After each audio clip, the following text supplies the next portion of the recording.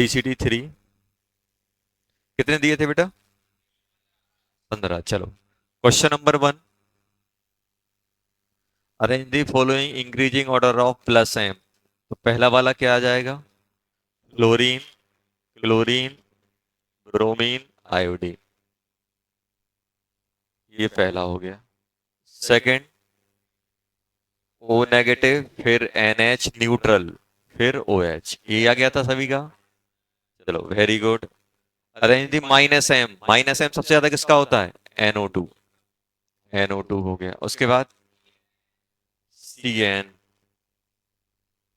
CN के बाद C double bond OR, OH sorry, aldehyde.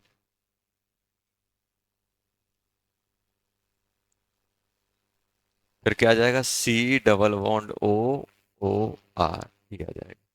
Third, sorry इसी का सेकंड, सबसे ज्यादा C double bond OF, fluorine. Fluorine के बाद C डबल बॉन्ड ONH2, उसके बाद C double bond O negative. चलो थर्ड वाला बताओ। Which of the following group show plus M effect? Plus M effect कौन कौन शो करेगा? पहला, पहला करेगा, दूसरा करेगा, तीसरा नहीं करेगा, चौथा करेगा, पांचवा करेगा, छठवा नहीं करेगा, सातवा करेगा, आठवां करेगा, नाइन्थ वाला नहीं करेगा। नाइन्थ प्लस, सॉरी हाँ नाइन्थ करेगा। प्लस एम की बात की है ना, एक्टिवेटिंग डीएक्टिवेटिंग की नहीं करेगी। लोन पेयर देगा कि नहीं देगा? देगा। हेलोजेंस तो प्लस, देखो एक्टिवेटिंग डीएक्टिवेटिंग में अगर बेंजीन रिंग की बात किया है तो ये क्या करेगा? लोन पेयर देने वाले प्लस एम, लेने वाले माइनस एम। तो क्लोरीन तो देगा, लेकिन ओवरऑल क्या होगा वो अलग चीज है। चलो क्वेश्चन नंबर 4, जल्दी बताओ।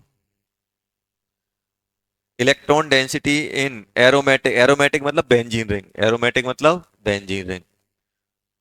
सबसे, इन्होंने क्या बोला है? डिक्रीजिंग ऑर्डर, तो सबसे कम किस में होगी? सबसे कम होगी फर्स्ट वाले में। सबसे ज्यादा किस में होगी? सबसे ज्यादा होगी थर्ड में। थर्ड के बाद सेकंड, सेकंड के बाद फर्स्ट, नहीं नहीं, फोर्थ, और सबसे कम फर्स्ट। ये आ रहा है कि नहीं आ रहा है? देखो,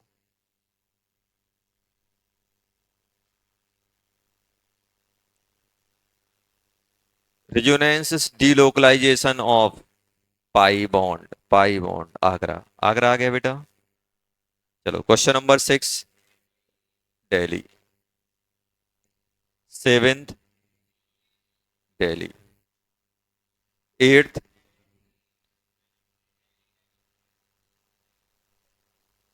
हाँ दिल्ली, क्योंकि जिसकी ज्यादा स्टेबिलिटी उससे ज्यादा कंट्रीब्यूशन होगा। चलो आ जाओ जल्दी। Ninth, Agra. Tenth, Agra. 11th, Chennai. 12th, the compound which is not resonance stabilized, Chennai. देखो होमवर्क करना बहुत जरूरी है। देखो होमवर्क नहीं करना मतलब ऐसे, जैसे अपन को भूख लगती है ना, अपन ने खाना की तैयारी की, सब कुछ बना के तैयार रख लिया, खा नहीं रहे हैं बस। ऐसे क्या, अपन क्लास में बैठ रहे हैं, रिवीजन भी कर रहे हैं, तो सब तैयार है, जो मेन काम है वो अपन छोड़ दे रहे हैं।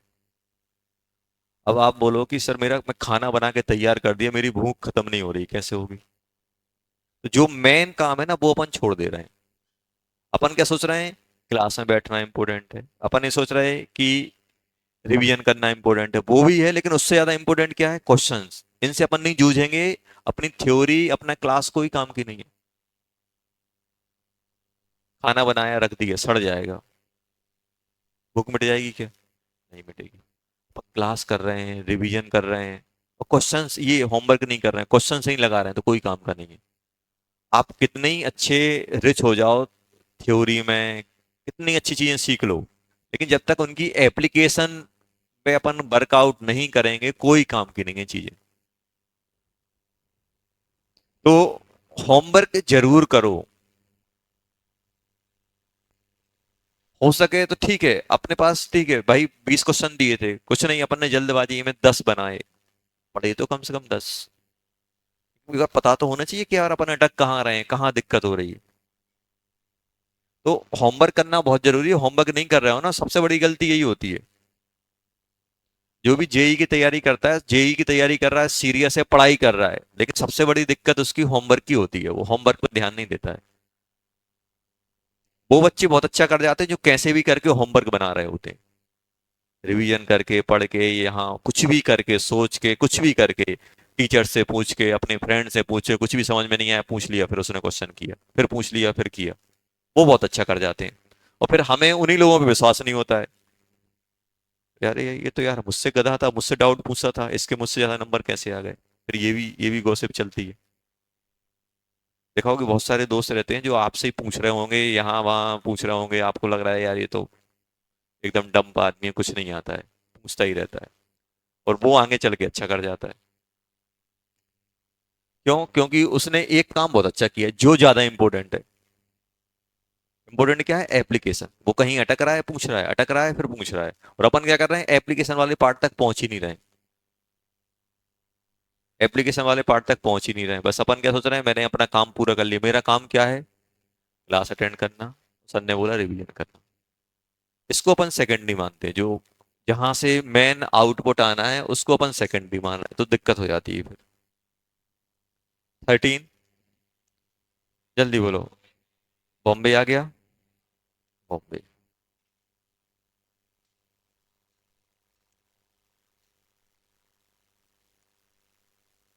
Bombay.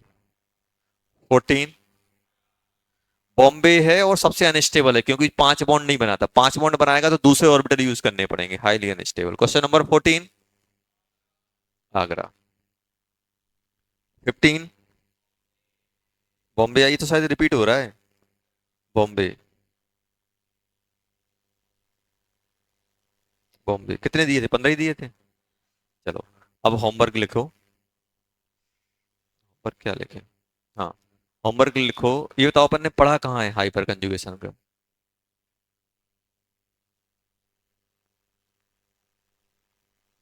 Number of hyper conjugative structure पढ़ लिए थे अपन ने।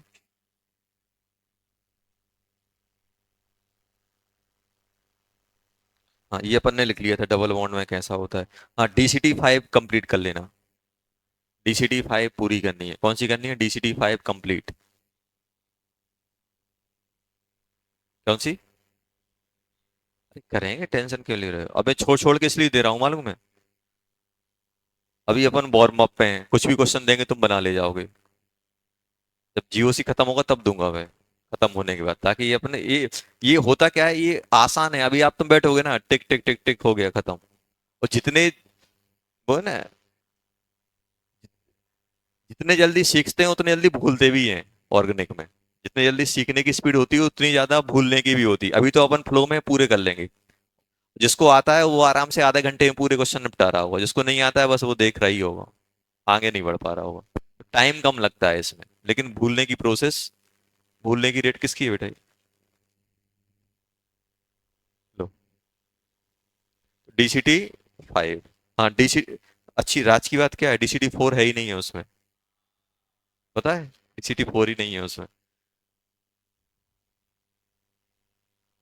चल, अपन हाइपर कंजुगेशन पे पहुंच गए थे। तो हाइपर कंजुगेशन में अपन ने बात की थी। अब देखो, क्वेश्चन है,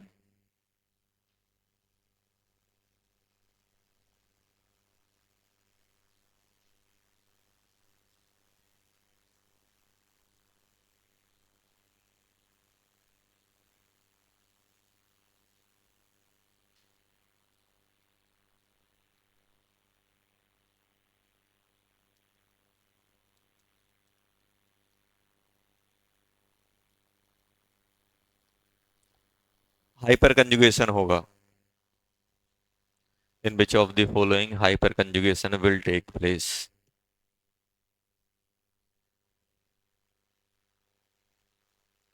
इन which of the following hyper conjugation will take place.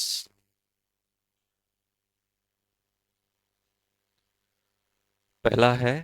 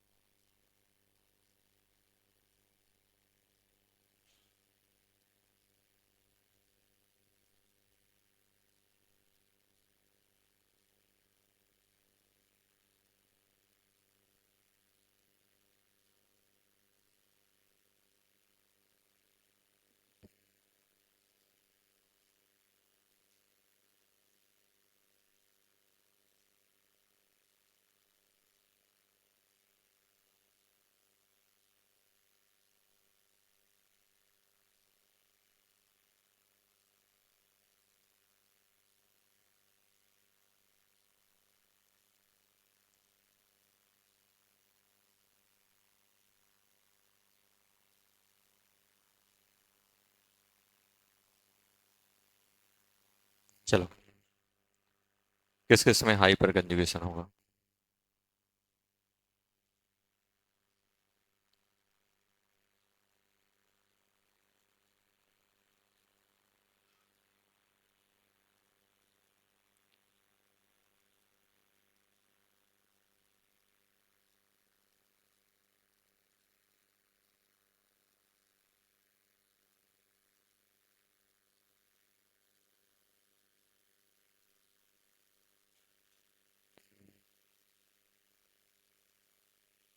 बाकी बच्चों का पेपर है क्या? स्कूल गए ना बहुत सारे बच्चे।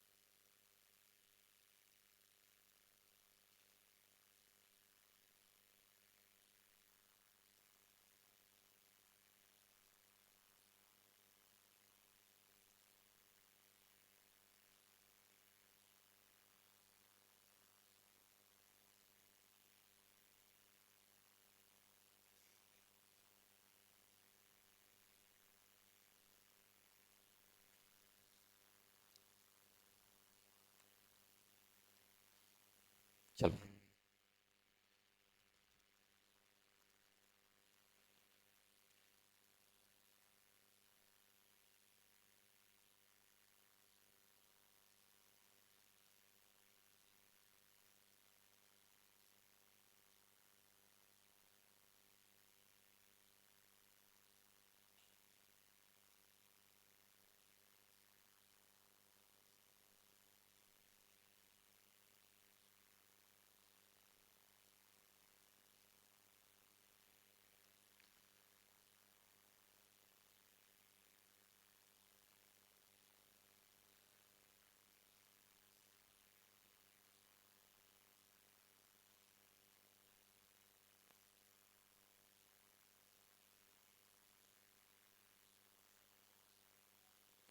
चलो, जल्दी बताओ यार।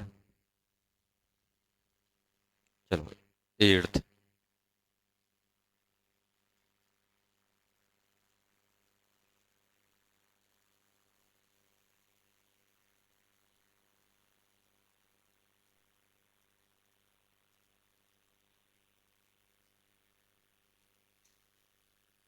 9th।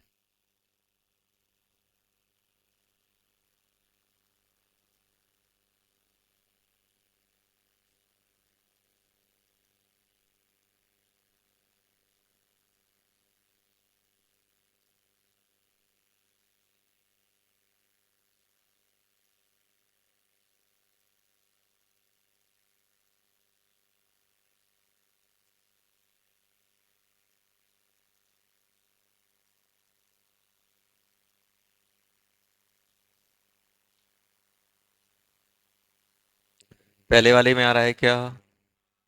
होगा। दूसरे में? क्यों? अल्फा हाइड्रोजन नहीं है, अल्फा कार्बन तो है, हाइड्रोजन नहीं है। दूसरा वाला होगा, क्या बोलते हैं इसे? टोलिन। टोलिन बोलते हैं इसको। इसको? ये होगा कि नहीं होगा? क्यों? क्योंकि अल्फा हाइड्रोजन नहीं है। ये? क्यों? अल्फा हाइड्रोजन तो है। ये नहीं होगा। ब्रिज हेड वाला हाइड्रोजन डबल बॉन्ड में कन्वर्ट थोड़ा ना होगा। ब्रिज हेड वाला कभी क्या डबल बॉन्ड बना सकता है? ब्रिज हेड क्या पसंद नहीं करता है? पॉजिटिव चार्ज, रेडिकल और मल्टीपल बॉन्ड, क्योंकि वो sp2 में कन्वर्ट हो जाएगा। समझ में आया? ब्रिज हेडेड कार्बन कभी भी कार्बोकैटायन नहीं लाएगा, ना ही डॉट लाएगा, ना डबल बॉन्ड लगाए। पढ़ा था अपन ने ब्रिज हेड। चलो, ये नहीं होगा। ये दो दो हाइड्रोजन है कि नहीं है? लेकिन ये कैसे हैं? Bridge head. ये भी है। ये होगा। ये क्यों? एनआयन है, नेगेटिव चार्ज। क्या है? Negative charge.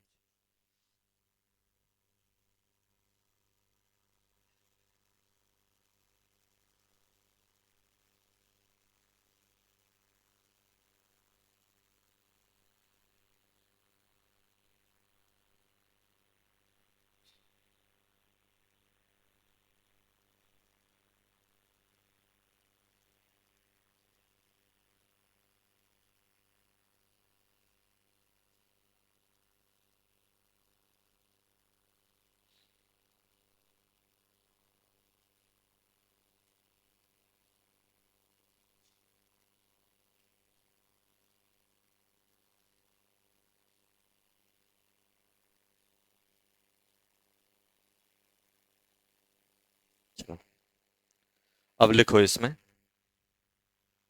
हो गया। चलो, अब अपन लिख रहे हैं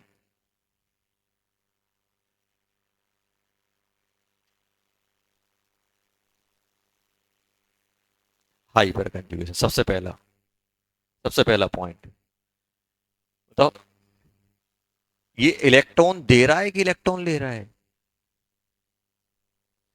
it is a plus effect और minus effect? Plus effect. Plus effect मतलब देने वाला।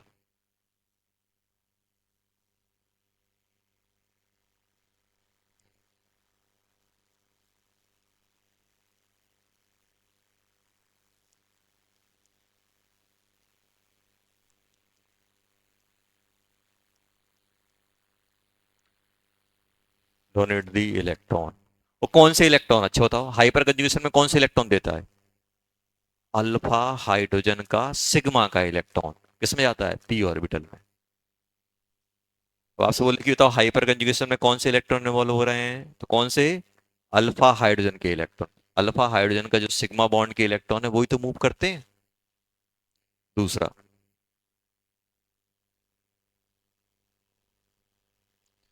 दूसरा पॉइंट। अब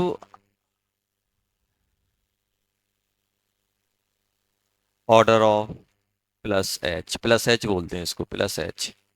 मतलब इसको अपन क्या बोल देते हैं, जैसे बोलते हैं ना प्लस आई माइनस आई, ऐसे क्या बोल देते हैं? प्लस एच या एच। हाइड्रोजन के कितने आइसोटोप होते हैं? Hydrogen, deuterium, tritium. अब आपको बताना है किसका कम किसका ज्यादा, किसका कम किसका ज्यादा, ये अपन को देखना है। कैसे चेक करोगे?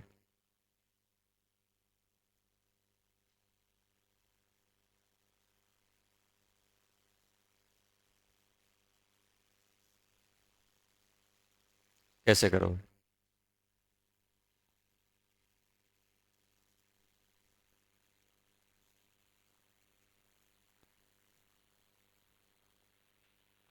अब देखो, इसको देखने के लिए थोड़ी सी अपन को एक थ्योरी की रिक्वायरमेंट है। थोड़ा सा मैं आपको एक दो पॉइंट बताऊंगा, फिर आप आंसर कर जाओगे। अच्छा, सिंपल सा क्वेश्चन है मेरे, लिख लेना। ये सिंपल सा क्वेश्चन है, मुझे बताओ हाइड्रोजन हाइड्रोजन का बॉन्ड ज्यादा स्ट्रांग है कि ड्यूटेरियम ड्यूटेरियम का बॉन्ड स्ट्रेंथ, कि ट्रिटियम ट्रिटियम?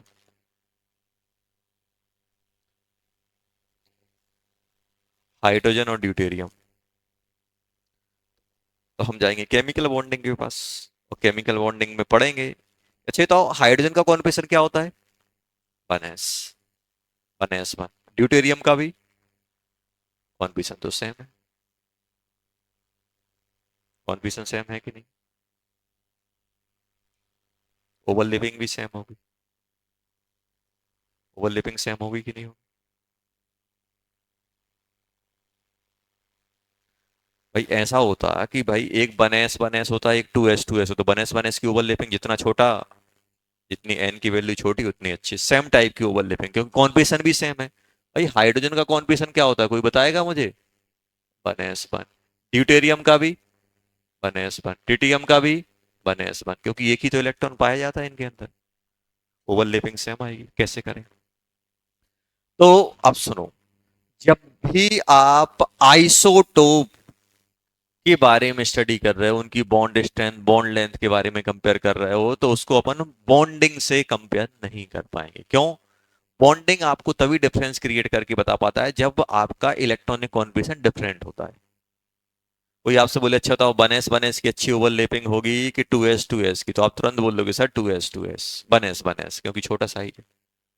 आइसोटोप में तो कॉन्फिगरेशन सेम होता है। अब कोई आपसे बोले अच्छा बताओ कार्बन 12 अच्छा बॉन्ड बनाएगा कि कार्बन 14,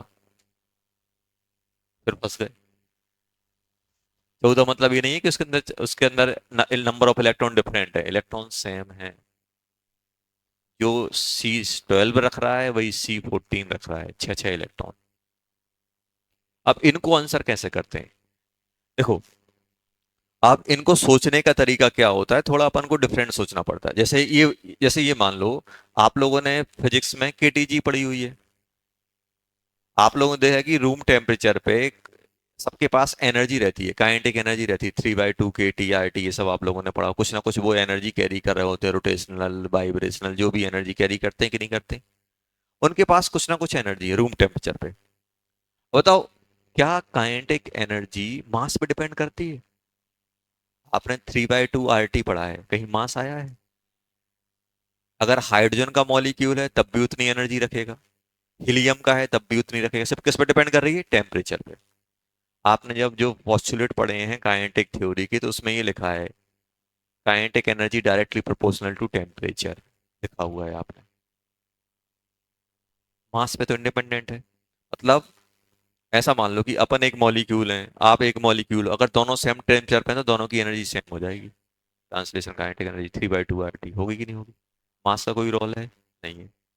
अब मुझे बताओ, काइनेटिक एनर्जी सेम है, काइनेटिक एनर्जी सेम है, मतलब जितनी काइनेटिक एनर्जी हाइड्रोजन की रहेगी उतनी ड्यूटेरियम की रहेगी, ट्रिटियम की। मान लो अपन रूम टेम्परेचर पे सबको कैलकुलेट कर रहे हैं, जितनी एनर्जी इसकी उतनी इसकी, सबकी एनर्जी बराबर है कि नहीं है? अच्छा तो एनर्जी बराबर है, जैसे मान लो उतनी काइनेटिक एनर्जी मैं इस पेन को दे दूं, और उतनी ही काइनेटिक एनर्जी मैं इस मोबाइल को दूं। मोबाइल भारी है, ये हल्का है, तो किसमें मूवमेंट ज्यादा आएगा? एनर्जी सेम है, किसमें मूवमेंट ज्यादा रहेगा? पेन में। क्योंकि काइनेटिक एनर्जी हाफ mv² करोगे, जिसका मास कम उसकी स्पीड मूवमेंट ज्यादा होगा। होगा कि नहीं होगा? इतना समझ में आ रहा है? जो हल्का रहेगा वो ज्यादा उस एनर्जी से ज्यादा मूव कर जाएगा, और जो भारी रहेगा वो कम मूव करेगा कि नहीं करेगा? अब ये तो समझ में आ गया, जो हल्का उसका ही उतनी एनर्जी उसको मूवमेंट ज्यादा ले देगी।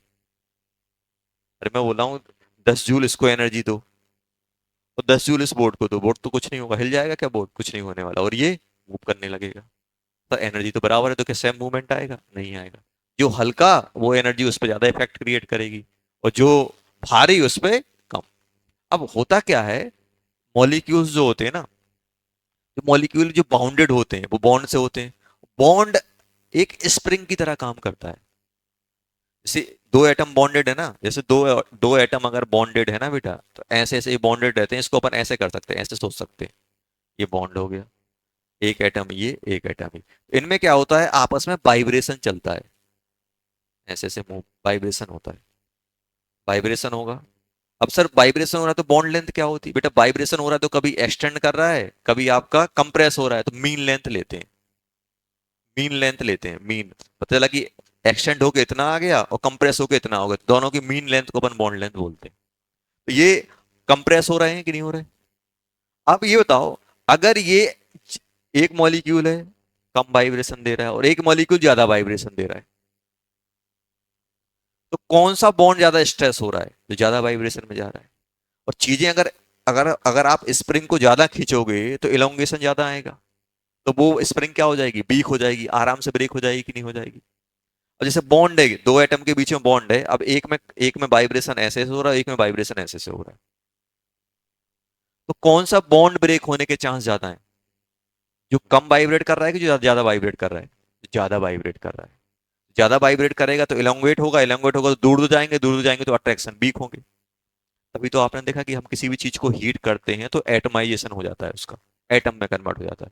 दो एटम, दो मॉलिक्यूल, दो एटम अगर बॉन्डेड है, उनको हीट करते जाओ, हीट करते जाओ, एक टाइम बाद वो एटम एटम में कन्वर्ट हो जाते हैं। बोलते हैं ना हाई टेम्परेचर में एटमाइजेशन, एटम मॉलिक्यूल सेपरेट हो जाते हैं, मॉलिक्यूल भी एटम में कन्वर्ट हो जाते हैं। क्यों? क्योंकि उनमें वाइब्रेशन ज्यादा आता है। वाइब्रेशन की वजह से उनकी जो अट्रैक्शन, जो अट्रैक्शन बोल लो, बॉन्ड बोल लो, स्प्रिंग बोल लो, वो ब्रेक हो जाती है। अब आप मुझे बताओ कि अब मैं टेम्परेचर, एक गिवन टेम्परेचर पे हाइड्रोजन ज्यादा वाइब्रेट करेगा कि ड्यूटेरियम? इतना बता दो बस। गिवन टेम्परेचर पे कौन ज्यादा वाइब्रेट करेगा? क्यों? क्योंकि सर गिवन टेम्परेचर पे दोनों के पास एनर्जी बराबर। एनर्जी बराबर की नहीं, क्योंकि काइनेटिक एनर्जी किसका फंक्शन है? टेम्परेचर का। और टेम्परेचर सेम रखा, टेम्परेचर सेम रखा। और टेम्परेचर अगर सेम है तो इसका मास कम है, इसका मास ज्यादा। इसका मास कम है तो इसमें वाइब्रेशन ज्यादा आएगा, ज्यादा आएगा तो इलोंगेट ज्यादा करेगा। तो अगर मैं यहां से यहां टॉप टू बॉटम जाऊं तो बॉन्ड स्ट्रेंथ की बात करेंगे तो क्या होगा? बढ़ेगा। और बॉन्ड लेंथ की बात करोगे तो कम होगी। इसकी बॉन्ड लेंथ ज्यादा आएगी, टीटी की बॉन्ड लेंथ कम आएगी। आएगी कि नहीं आएगी? इसकी बॉन्ड स्ट्रेंथ कम, इसकी बॉन्ड स्ट्रेंथ ज्यादा। रीजन क्या है? रीजन ये है, अब देखो इनकी ओवरलैपिंग से तो हो नहीं रहा है। क्यों? क्योंकि सेम टाइप की ओवरलैपिंग है। तो आइसोटोप जितना भारी उतना अच्छा बॉन्ड बनाता है। समझ में आया क्या बोल रहा हूं मैं? आइसोटोप जितना भारी रहेगा, जितना ज्यादा मास रहेगा, उतना ज्यादा वो अच्छा बॉन्ड बनाएगा। रीजन क्या है? मास ज्यादा है उसका। रीजन ओवरलैपिंग नहीं है, रीजन साइज नहीं है, रीजन क्या है? मास। मास ज्यादा रहेगा तो वाइब्रेशन कम, वाइब्रेशन कम तो इलोंगेशन कम होगा, इलोंगेशन कम होगा तो एटम दूर दूर कम जाएंगे, और दूर दूर कम जाएंगे तो स्ट्रेंथ अच्छी रहेगी। तो जितना ज्यादा, अगर हम bond for isotope, for isotope क्या मैं ये लिख सकता हूं? For isotope bond strength directly proportional to MWT। बोल सकता हूं कि नहीं बोल सकता हूं? बोल सकता हूं कि नहीं बोल सकता हूं? बोल सकता हूं, जल्दी बताओ। 12 12 14 14 कौन सा स्ट्रेंथ ज्यादा? स्ट्रेंथ किसकी ज्यादा?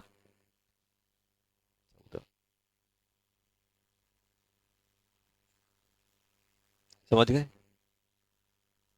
समझ तो गए, उसका यूज किया। अच्छा ही बताओ, चलो पहला ये। दूसरा, कार्बन हाइड्रोजन 12 के साथ बनाया है, कार्बन हाइड्रोजन 14 के साथ बनाया है, किसकी स्ट्रेंथ ज्यादा? 12 अच्छा बनाएगा बॉन्ड की 14? 14 मास ज्यादा है। बताओ। ठीक है, चलो। जितना भारी उतना कम वाइब्रेशन, उतनी ज्यादा स्ट्रेंथ। ये कब लगाओगे? अब ऐसा नहीं करना नाइट्रोजन और ऑक्सीजन में लगाने लगो, सर ये ऑक्सीजन ज्यादा भारी होता है, नाइट्रोजन कम होता है। ये कब? आइसोटोप। क्या ये आइसोटोप है? आइसोटोप नहीं है तो इनमें नहीं लगाओ। जब आइसोटोप हो, इसी को बोलते हैं आइसोटोपिक इफेक्ट। क्या बोलते हैं? Isotopic effect. क्या बोलते हैं? Isotopic effect. क्या बोलते हैं बेटा इसको? आइसोटोपिक। चलो, अब इसी लॉजिक से आप ये बताओ, हाइपर कंजुगेशन का ऑर्डर किसका ज्यादा आएगा? हाइपर कंजुगेशन का ऑर्डर किसका ज्यादा आएगा? हाइपर कंजुगेशन का ऑर्डर किसका ज्यादा है? अच्छा बताओ, हाइपर कंजुगेशन में क्या होता है? हाइपर कंजुगेशन में क्या होता है? कार्बन और हाइड्रोजन का सिग्मा बॉन्ड ब्रेक होता है कि नहीं होता है? सिग्मा बॉन्ड के इलेक्ट्रॉन पी ऑर्बिटल में फ्लो होते हैं कि नहीं होते? ये तो पढ़ा है हाइपर कंजुगेशन में। कौन सा सिग्मा बॉन्ड आसानी से ब्रेक होगा, जो स्ट्रांग होगा कि जो वीक होगा? वीक। वीक किसका है, हाइड्रोजन का कि ड्यूटेरियम का? हाइड्रोजन का। बस जो हाइड्रोजन, कार्बन हाइड्रोजन का बॉन्ड वीक, कार्बन हाइड्रोजन का बॉन्ड स्ट्रांग, कार्बन ड्यूटेरियम का और स्ट्रांग, कार्बन ड्यूटेरियम का और स्ट्रांग। तो हाइपर कंजुगेशन का ऑर्डर क्या आ जाएगा?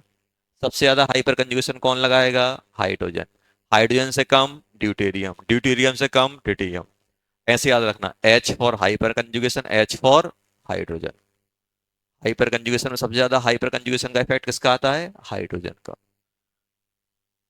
H for hyper conjugation, H for hydrogen. Inductive में क्या आता है? उल्टा आता है। इंडक्टिव में क्या आता है? उल्टा। तो सर इंडक्टिव में उल्टा क्यों आता है? इंडक्टिव में उल्टा क्यों आता है? ये अगर हम लोग देखें तो हाइपर कंजुगेशन का ऑर्डर क्या आता है बेटा?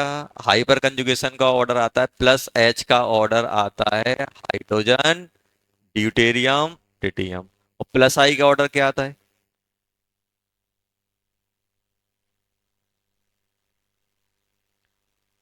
देखो इसका रीजन मैं बता सकता हूं, आप समझ भी जाओगे। अच्छे बताओ, कार्बन और हाइड्रोजन में कौन ज्यादा दूर रहेगा? ये वाइब्रेट ज्यादा करेगा, और ट्रिटियम सबसे कम वाइब्रेट करेगा कि नहीं करेगा?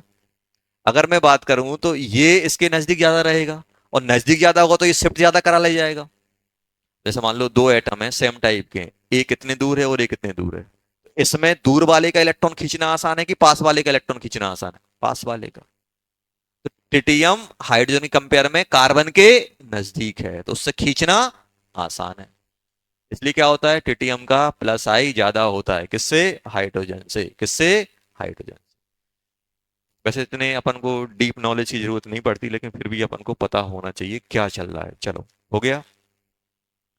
थर्ड,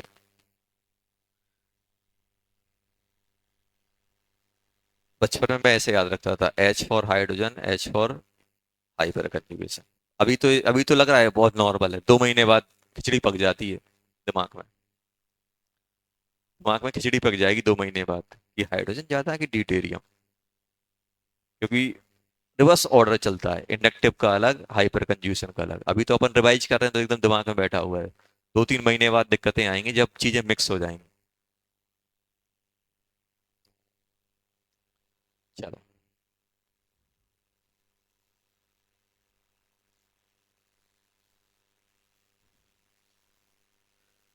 अच्छा तो इन जनरल स्ट्रेंथ किसकी, किसमें इलेक्ट्रॉन ज्यादा फ्लो होंगे?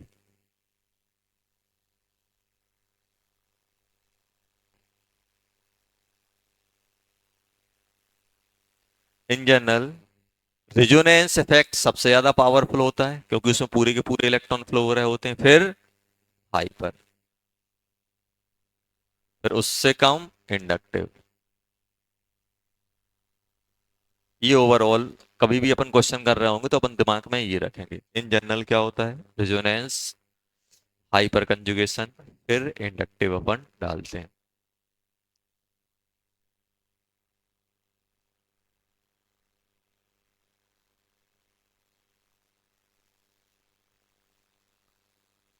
तो कोई भी अपन पॉइंट एकदम नया नहीं ला रहे हैं, लगभग लगभग अपन सब चीजें कैच कर पा रहे हैं। और इन ऑर्गेनिक में यही फायदा होता है कि लगभग हर चीज अपन कैच कर जाते हैं, कोई ऐसी अलग से चीज नहीं पढ़ेंगे, बस रिलेटेड चीज रहेंगी, उनको अपन को कनेक्ट करना पड़ेगा। एक और लिख लेते हैं, फोर्थ,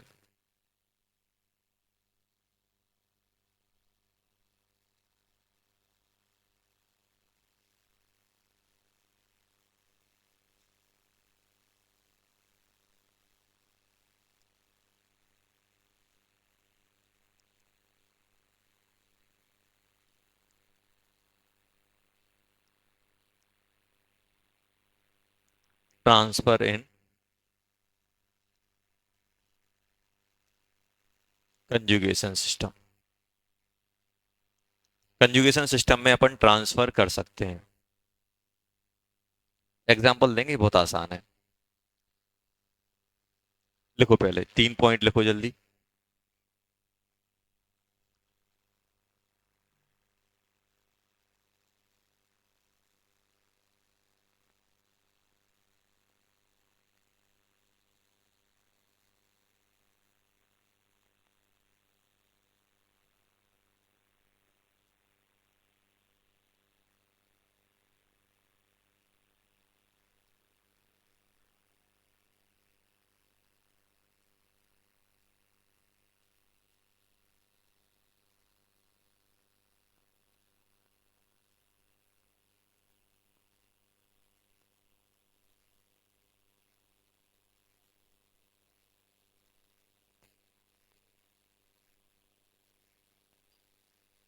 चलो जल्दी आ जाओ। हाँ। क्या?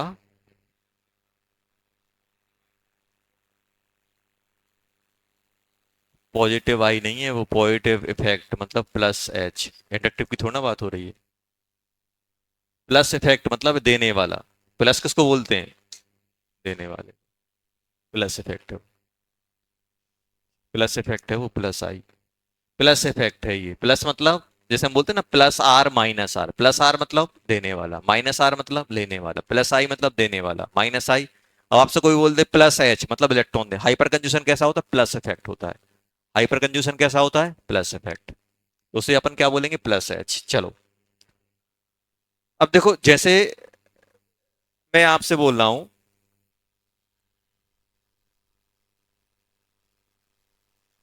अच्छा ये बताओ इसमें हाइपर कंजुगेशन लगेगा क्या?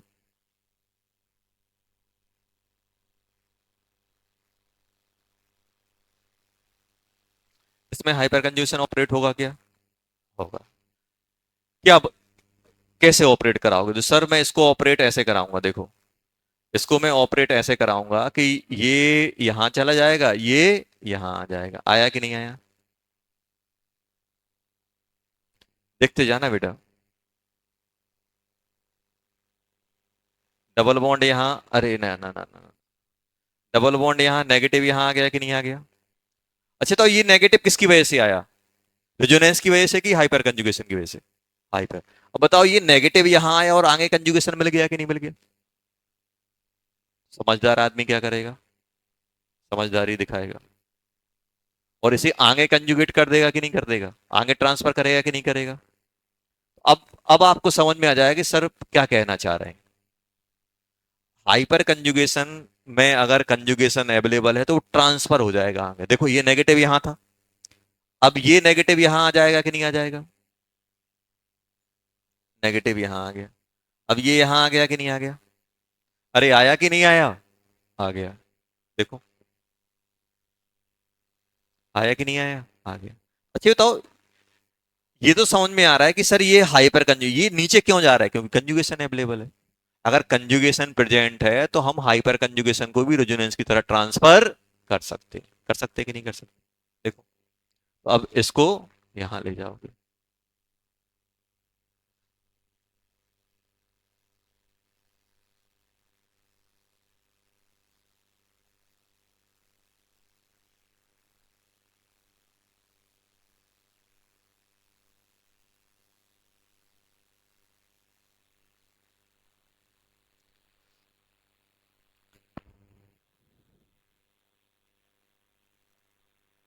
अच्छा एक चीज और बताना, ये सब देखने के बाद आपको क्या फील हो रहा है?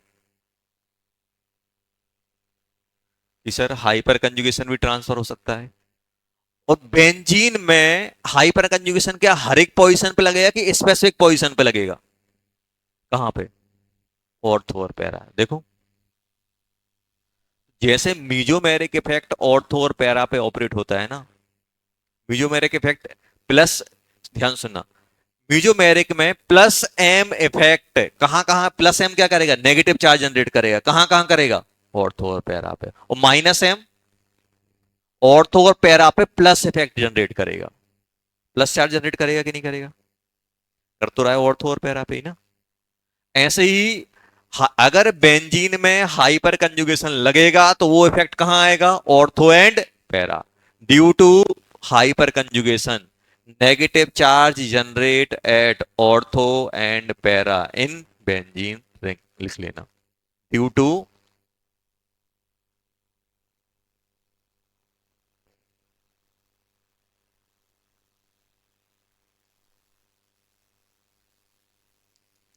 डेल्टा नेगेटिव या नेगेटिव चार्ज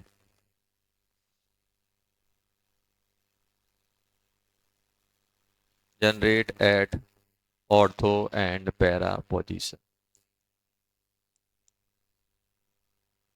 इन बेंजीन। समझ गए? लिखो जल्दी।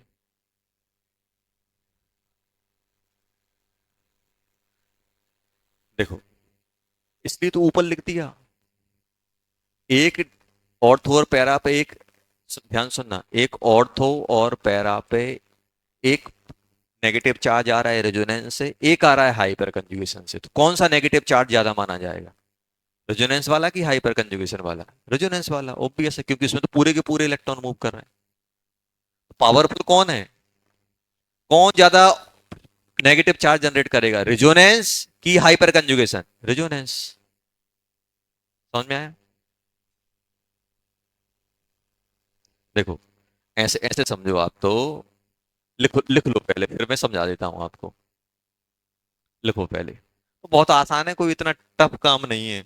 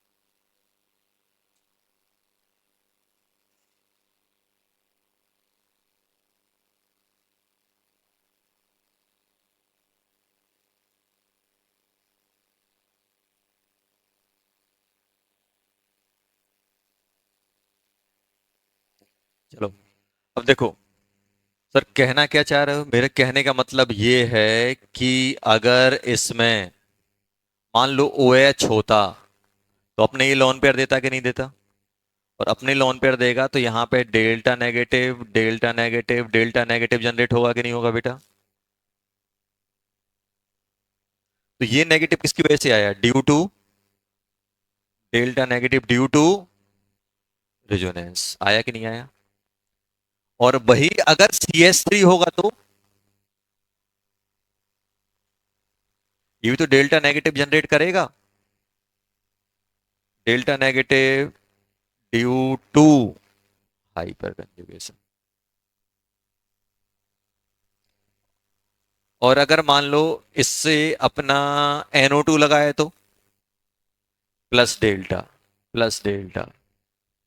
देखो, ये नहीं सोचना कि मेटा पे चार्ज जनरेट होगा, मेटा पे कोई चार्ज जनरेट हो रहा, बाकी पे पॉजिटिव जनरेट हो रहा है, इसलिए अपन बोलते हैं इस पे डेंसिटी कम है, इस पे डेंसिटी ज्यादा है। जीरो ज्यादा डेंसिटी की, प्लस ज्यादा डेंसिटी इलेक्ट्रॉन की, जीरो पे ज्यादा डेंसिटी। तो यहाँ पे क्या हो रहा है? Delta positive due to resonance. और सबसे अच्छी बात यह है कि जो भी अपन ने देखा है ना, ये जो अपन ने लिखे हैं,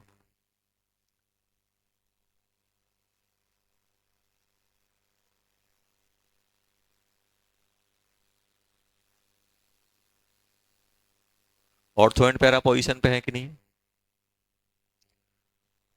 ऑर्थो एंड पैरा पे है कि नहीं, लिख लो बस। हाइपर कंजुगेशन कम चार्ज जनरेट करता है, रेजोनेंस ज्यादा करता है।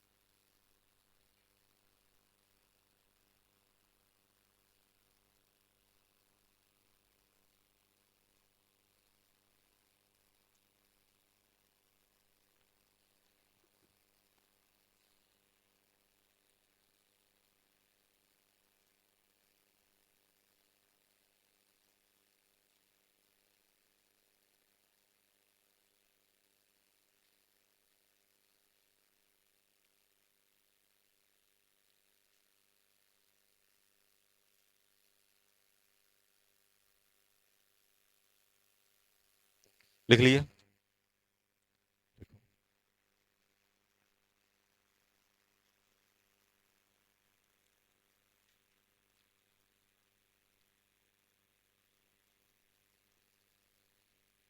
तो हाइपर कंजुगेशन कहाँ कहाँ ऑपरेट होगा? ऑर्थो और पैरा पे। रेजोनेंस कहाँ कहाँ? मीजोमेरिक इफेक्ट कहाँ? ऑर्थो और पैरा पे ऑपरेट होता है। इंडक्टिव हर जगह लगता है। इंडक्टिव को कंजुगेशन से कोई मतलब नहीं है, सबसे ज्यादा पहले वाली पे, दूसरे पे और कम, तीसरे पे और कम, चौथे पे और कम। समझ में आया? इंडक्टिव को कंजुगेशन से कोई मतलब नहीं है। कंजुगेशन को सिर्फ किस किस से मतलब है? Hyper conjugation and resonance. Conjugation पे डिपेंड करता है, इंडक्टिव डिस्टेंस पे डिपेंड करता है। इन जनरल सबसे ज्यादा पावरफुल रेजोनेंस, उसके बाद हाइपर कंजुगेशन, उसके बाद जल्दी बोलो, इंडक्टिव। चलो हटा दें अभी।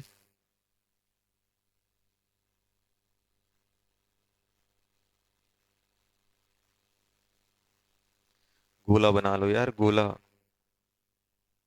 ऐसे कैसे समझ में आएगा? बताओ। और बताओ, इसमें कितना बड़ा ब्लंडर है बताओ। एक ओ एच ऐसा लिख दिया और नीचे लिख रहा है हाइपर कंजुगेशन या रेजोनेंस। ये रेजोनेंस करेगा? तो गलती क्या की दीदी ने? गोला नहीं बनाया। ये तो ब्लंडर, गोला नहीं होगा देखो। मुझे गाली दोगे? कहाँ से रेजोनेंस हो रही है? बताओ। और ऐसा गोला बना दोगे तो पूरा हो सही इफेक्ट है। गोला, देखो स्ट्रक्चर बनाना बहुत जरूरी है, सही। गलती से आपने ऐसे लिख लिया और लिख दिया हाइपर कंजुगेशन। स्ट्रक्चर क्या था? ये था। और अपन ने जल्दी जल्दी में ऐसा लिख दिया और लिख लिया हाइपर कंजुगेशन। बताओ, हाइपर कंजुगेशन होगा क्या इसमें? कितना बड़ा लगने को लग रहा है सर, एक ही लाइन का तो, एक ही लाइन तो मिक्स की है। पर बाद में जब रिवाइज करोगे ना तो खुद ही फंसोगे, क्योंकि वर्ड कुछ और बोल रहे होंगे और स्ट्रक्चर कुछ और होगा। तो आप स्ट्रक्चर की सुने कि हमने जो लिखा है उसकी सुने? क्योंकि 2-3 महीने बाद जब आप रिवाइज, बार बार रिवाइज करते हैं, तो जब आप जैसे मान लो अभी आपने जीओसी अच्छे से पढ़ी, अब कभी टेस्ट में आएगी या अगले साल आपको मेंस के लिए पढ़नी पड़ेगी, तो आप नोट्स ही तो पढ़ोगे। अब नोट्स में स्ट्रक्चर कुछ बोल रहा है और लिखा कुछ और है, तो खुद ही परेशान रहोगे, कंफ्यूज रहोगे उसमें। फिर क्या करोगे? छोड़ो यार, दूसरा पढ़ लेते हैं। समझ में नहीं आता तो क्या करते हो? छोड़ देते हो, आगे बढ़ जाते हो। तो कम से कम लिखो अच्छा। चलो, अब अपन बात करें बेटा application.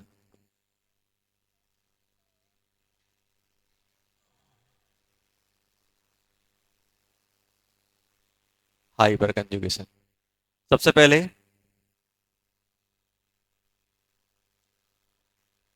Stability of cation radical.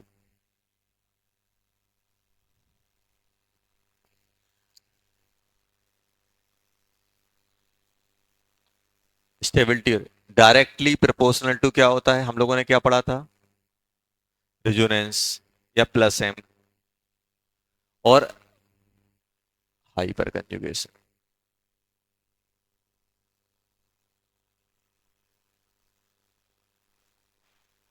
Hyper conjugation और हाइपर कंजुगेशन किस पे डिपेंड करेगा? Number of alpha H. किस पे? Number of alpha H. Number of alpha H किस पे डिपेंड करेगा? अल्फा एच पे डिपेंड करेगा।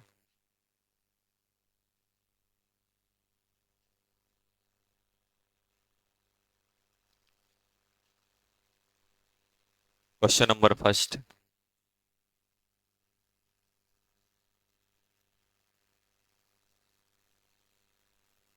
अब क्वेश्चन को 3 मिनट, 1 मिनट तक तो कम से कम घूरना है।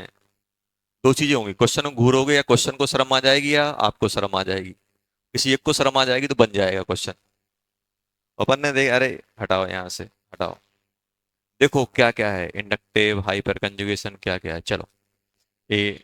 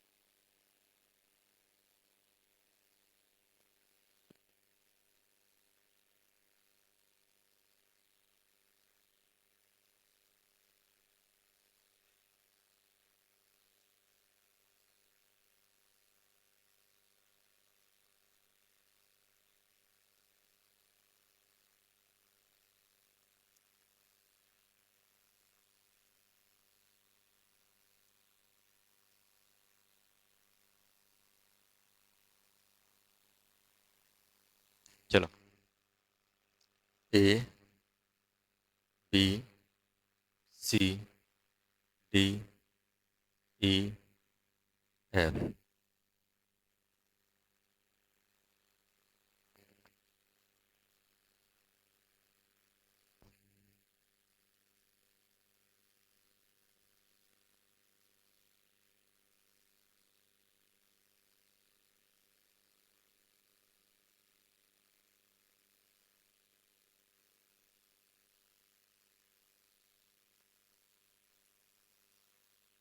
चलो, करो जल्दी।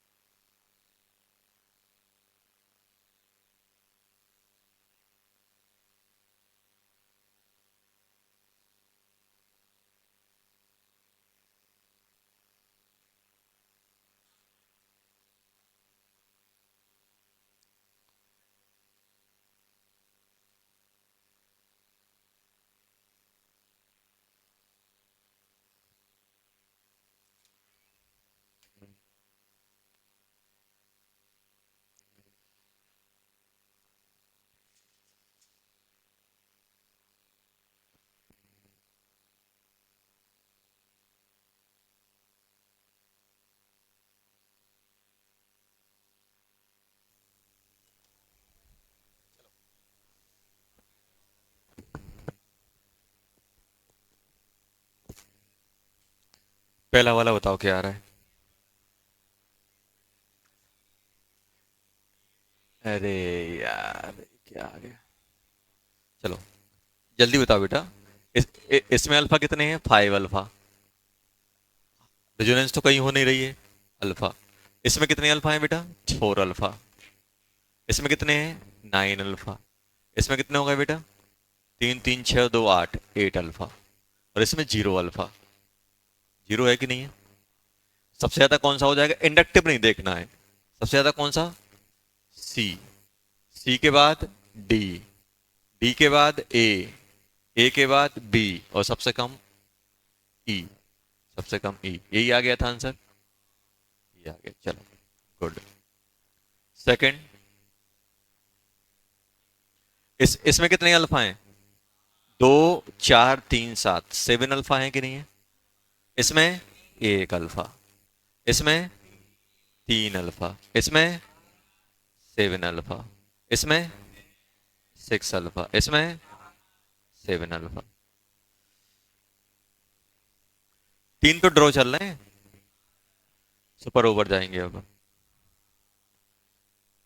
बताओ, हाइपर कंजुगेशन से सेम इफेक्ट आ रहा है तो फिर क्या चेक करोगे? इंडक्टिव। चीजें हाइपर कंजुगेशन से नहीं आएंगी तो फिर किस पे आओगे? इंडक्टिव। सबसे पहले रेजोनेंस, रेजोनेंस नहीं हो रहा है तो हाइपर कंजुगेशन, हाइपर कंजुगेशन से भी बात नहीं बन रही है तो इंडक्टिव। समझ में आया? तो 1 2 3, सबसे कम कौन सा है? अच्छा ये बता दो। बॉम्बे। बॉम्बे सबसे खराब, सबसे कम। उसके बाद चेन्नई, 3 अल्फा। उसके बाद ई। अब अटक गई गाड़ी किस पे? आगरा पे, दिल्ली पे, और एफ पे। इनमें सब में अल्फा हाइड्रोजन सेम है, तो बताओ किस में इंडक्टिव ज्यादा है? डिफरेंस कौन क्रिएट कर रहा है ये बताओ मुझे। डिफरेंस क्रिएट कर रहा है बेटा ये। कौन? ये ग्रुप, ये ग्रुप। डिफरेंस ये क्रिएट कर रहे हैं। और ये ग्रुप क्या लगा रहा है? प्लस आई कि माइनस आई? मे बी यहां फ्लोरीन हो सकता था। प्लस आई कि माइनस आई? प्लस आई स्टेबिलिटी बढ़ाएगा कि कम करेगा? बढ़ाएगा। इन दोनों में क्या इसमें प्लस आई है? इसमें तो हाइड्रोजन है भाई। इन दोनों में एक्स्ट्रा प्लस आई है क्या? ए वाले में एक्स्ट्रा प्लस आई है? नहीं है। मतलब डी और एफ ज्यादा स्टेबल हैं ए से, है कि नहीं है? अब डी और एफ में भी सबसे ज्यादा प्लस आई किसमें है? डी में। क्यों? Distance, distance. और उससे कम एफ, तो फिर कौन सा आ जाएगा? ए के बाद एफ, एफ के बाद डी। ये आ गया सभी का, लिख लो जल्दी। समझ में आया ना? आसान है, बस चीजें तरीके से लगानी, तरीके से यूज करना है।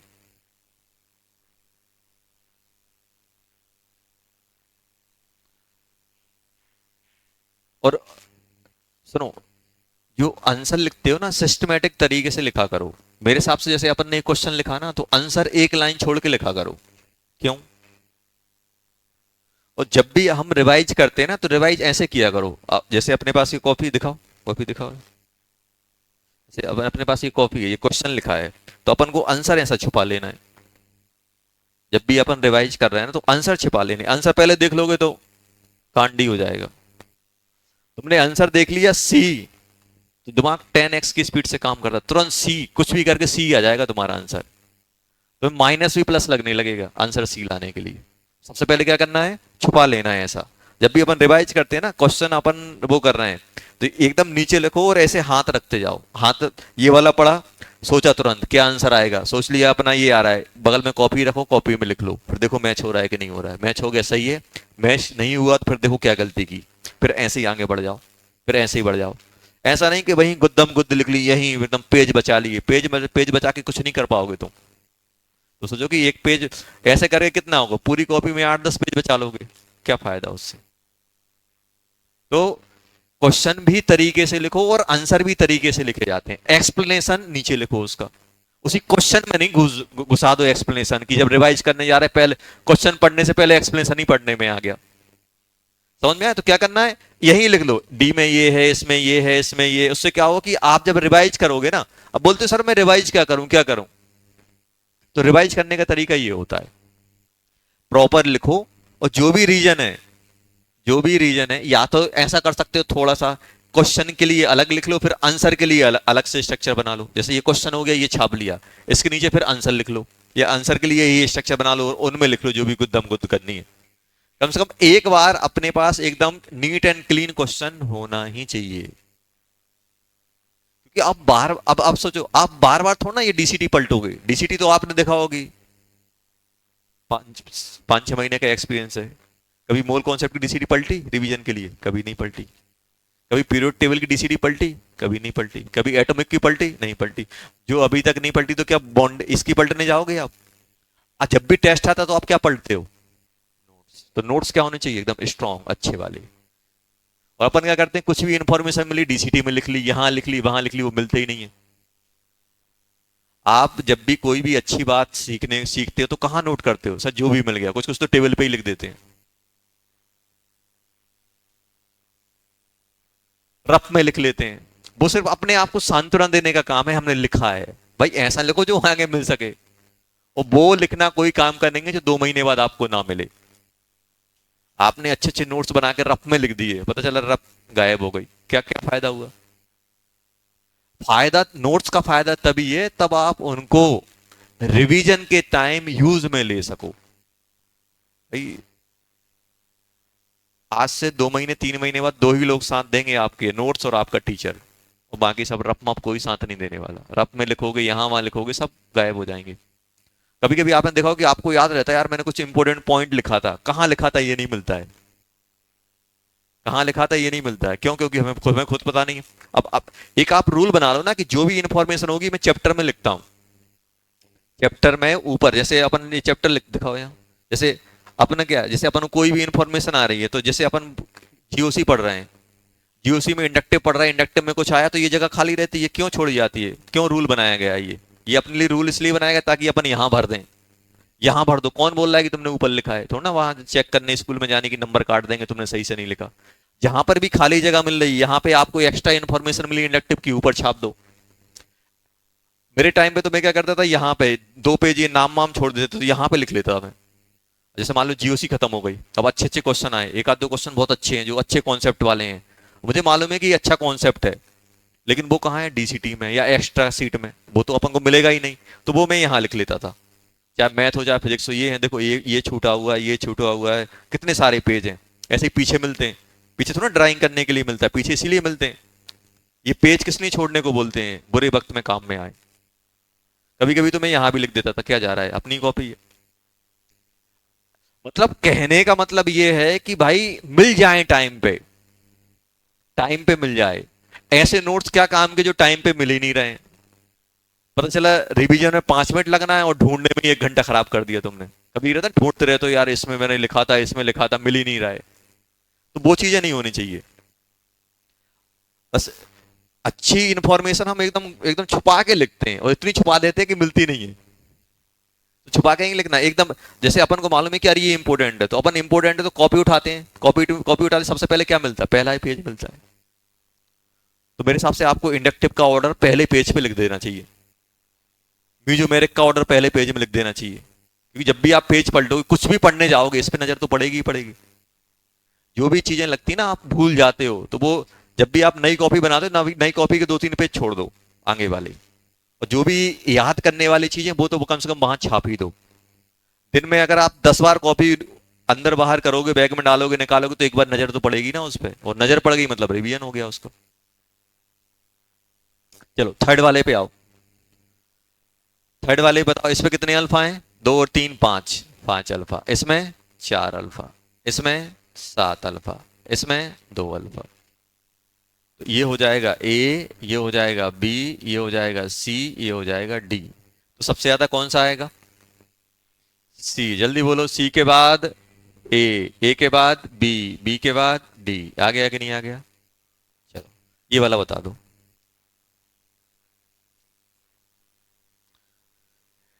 इसमें कंजुगेशन ज्यादा है, अरे ज्यादा है कि नहीं है। इसमें कंजुगेशन, इन दोनों में कंजुगेशन बराबर है, देखो ये भी रेजोनेंस, ये भी रेजोनेंस। अरे है कि नहीं है, देखो। साथ में इसमें ये अल्फा आ रहे हैं कि नहीं आ रहे हैं, इसमें अल्फा आ रहे हैं क्या, कुछ नहीं आ रहा है। इसमें कंजुगेशन ज्यादा है, सबसे ज्यादा ए के बाद बी, बी के बाद सी, क्योंकि ये 3 अल्फा एच है। क्या यहाँ पे अल्फा एच है क्या बेटा, क्या यहाँ पे कोई अल्फा एच है, नहीं है। नहीं, एक कम, 2 आएंगे। रेजोनेंस इन जनरल, हाँ एक इक्का दुक्का केस होते हैं जिसमें हाइपर कंजुगेशन रेजोनेंस से जीत जाता है, वो अलग से मैं बताऊंगा, दिमाग नहीं लगाना है बस। अदरवाइज क्या होता है, रेजोनेंस डोमिनेटिंग रहता है किस पे, हाइपर कंजुगेशन पे। हाइपर कंजुगेशन किस पे डोमिनेटिंग रहता है, इंडक्टिव पे। चलो आ जाओ, हो गया, लिख लिया बेटा।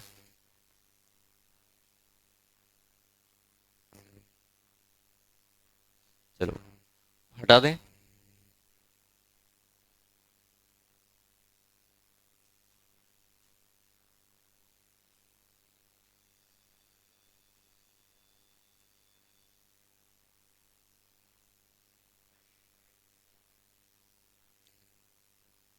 Stability of alkene, stability of alkene.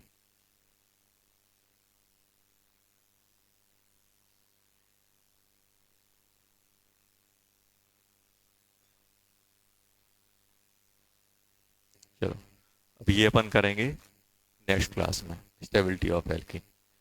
तो जो अपन डीसीटी 5 करेंगे ना, डीसीटी 5 में एल्कीन की स्टेबिलिटी वाले क्वेश्चन छोड़ देना, 2 या 3 क्वेश्चन मिलेंगे आपको उसमें।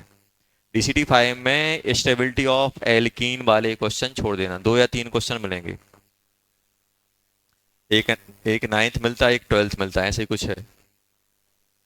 स्टेबिलिटी डीसीटी 5th में स्टेबिलिटी ऑफ एल्कीन वाले छोड़ देना, बाकी अपन को करना है, समझ गए ना, कर लेंगे। ओके बच्चों।